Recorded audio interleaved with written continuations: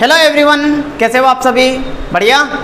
तो प्यारे बच्चों, आज के इस लेक्चर में हम विद्युत क्षेत्र की तीव्रता तथा विभव प्रवणता में संबंध प्राप्त करेंगे। ठीक है बच्चों, तो सबसे पहले तो हम ये जान लेते हैं कि विभव प्रवणता क्या होती है। देखो बोर्ड पर मैंने लिखा हुआ है, बिंदु आवेश से दूरी में परिवर्तन के साथ विभव में परिवर्तन की दर विभव प्रवणता कहलाती है। ये परिभाषा आपको समझ में आ गई होगी। क्या है? बिंदु आवेश से दूरी में परिवर्तन के साथ विभव में परिवर्तन की दर विभव प्रवणता कहलाती है। ठीक है बच्चों। अच्छा, विभव प्रवणता और विद्युत क्षेत्र की तीव्रता में संबंध प्राप्त करने के लिए हम मान लेते हैं कि बिंदु O पर कोई आवेश रखा हुआ है प्लस Q। ठीक है बच्चों। अच्छा, इस प्लस Q आवेश का इसके चारों ओर विद्युत क्षेत्र रहेगा कि नहीं रहेगा? रहेगा। इस प्लस Q आवेश का इसके चारों ओर विद्युत क्षेत्र रहेगा और इस प्लस Q आवेश के विद्युत क्षेत्र में मान लेते हैं दो बिंदु है, एक बिंदु को नाम दिया A और दूसरे बिंदु को नाम दिया B। बच्चों, बिंदु A का विभव है V, बिंदु A का विभव है V और बिंदु B का विभव है V प्लस dV। मतलब A का विभव V है तो B का विभव क्या रहेगा? V plus dV। मतलब यहाँ का विभव कम और यहाँ का विभव थोड़ा ज़्यादा। बच्चों ऐसा क्यों? तो इसका कारण भी मैं आपको बता देता हूँ। आप देखो कि इस प्लस Q के कारण विद्युत क्षेत्र की डायरेक्शन किधर है? विद्युत क्षेत्र की डायरेक्शन किधर है? विद्युत क्षेत्र की डायरेक्शन है इधर। E सदिश किधर है? इधर। तो हमें पता है कि विद्युत क्षेत्र की दिशा में विभव घटता है। विद्युत क्षेत्र की दिशा में विभव घटता है, मतलब यहाँ का विभव ज़्यादा और यहाँ का विभव कम। इसलिए बच्चों मैंने यहाँ V लिखा है और यहाँ लिखा है V प्लस dV। ये बात आपके समझ में आ गई होगी। ठीक, अब बच्चों हमें विभव प्रवणता और विद्युत क्षेत्र की तीव्रता में संबंध प्राप्त करना है। इसके लिए हम सबसे पहले क्या करेंगे? बिंदु A से बिंदु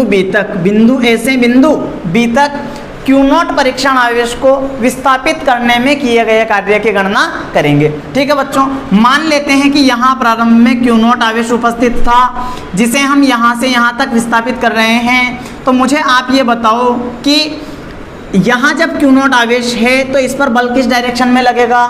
बोलो, इस डायरेक्शन में लगेगा?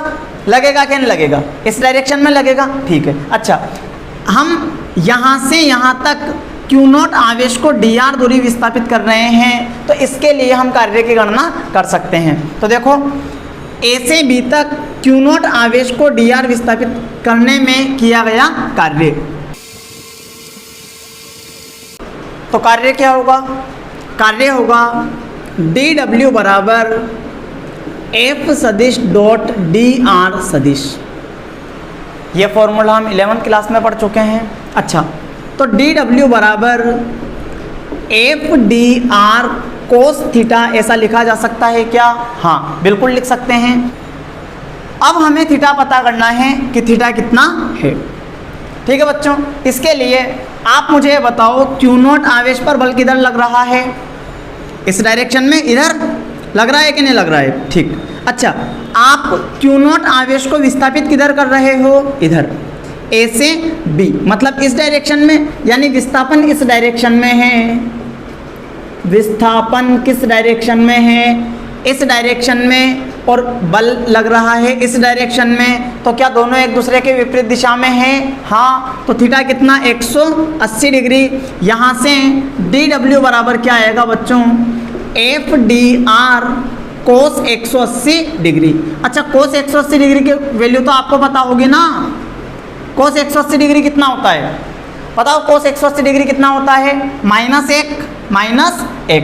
ठीक। अच्छा, यहाँ से इसे लिखा जा सकता है dw बराबर F dr इंटू -1। तो इसे और मैं ऐसा लिख सकता हूँ dw बराबर -F dr। ये बात आपके समझ में आ गई होगी। ठीक। अच्छा, एक फॉर्मूला और मैं जानता हूँ, चूंकि F बराबर होता है Q0E। ये फॉर्मूला हमने चैप्टर फर्स्ट में पढ़ा था। अच्छा, तो यहाँ से क्या मैं इस F की वैल्यू को यहाँ पुट कर सकता हूँ? हाँ। तो dw बराबर क्या आएगा? dw बराबर रहेगा -Q0E dr। अच्छा, यहाँ तक तो आपको कोई प्रॉब्लम नहीं है। यहाँ से क्या मैं ऐसा कर सकता हूँ क्या? dw बटे क्यू नॉट को उधर भेज दिया, बराबर रहेगा माइनस ई डी आर। सही है। अगर मैं आपसे पूछूं कि भाई साहब डी डब्ल्यू बटे क्यू नॉट, डी डब्ल्यू बटे क्यू नॉट, बोलो क्या होगा? डी डब्ल्यू बटे क्यू नॉट क्या होगा? तो डी डब्ल्यू बटे क्यू नॉट होगा विभवांतर। क्या होगा? विभवांतर। अच्छा, तो विभवांतर कितना है? तो डी डब्ल्यू बटे क्यू नॉट, विभवांतर मतलब विभव का अंतर कितना है? यहाँ विभव v है और यहाँ विभव क्या है? v plus D V. तो विभव का अंतर कितना है? ज़्यादा विभव में से कम विभव को घटाओ, तो v plus D V minus v, v से v कैंसिल। तो विभवांतर कितना आया बच्चों? D V D V. तो डी डब्ल्यू बटे क्यू नॉट की जगह यहाँ क्या लिखा जा सकता है? डी वी लिख सकते हैं ना। अच्छा, ये बराबर होगा माइनस ई डी आर के। एक फॉर्मूला तो ये है। अच्छा, यहाँ से क्या मैं इसे ऐसा लिख सकता हूँ क्या? ई बराबर माइनस डी वी बटे डी आर, डी वी बटे डी आर। ये फॉर्मूला हमारे पास आया है।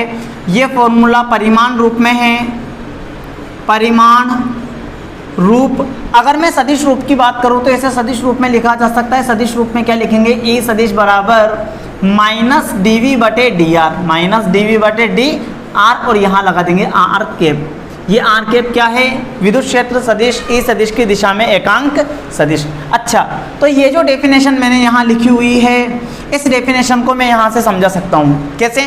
देखो, विभव में दूरी के साथ परिवर्तन की दर, विभव में दूरी के साथ परिवर्तन की दर विभव प्रवणता कहलाती है। क्या कहलाती है? विभव प्रवणता। मतलब बच्चों विद्युत क्षेत्र की तीव्रता ऋणात्मक विभव प्रवणता के बराबर होती है।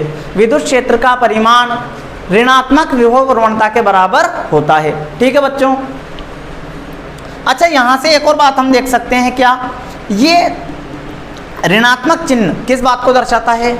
ऋणात्मक चिन्ह इस बात को दर्शाता है कि विद्युत क्षेत्र की दिशा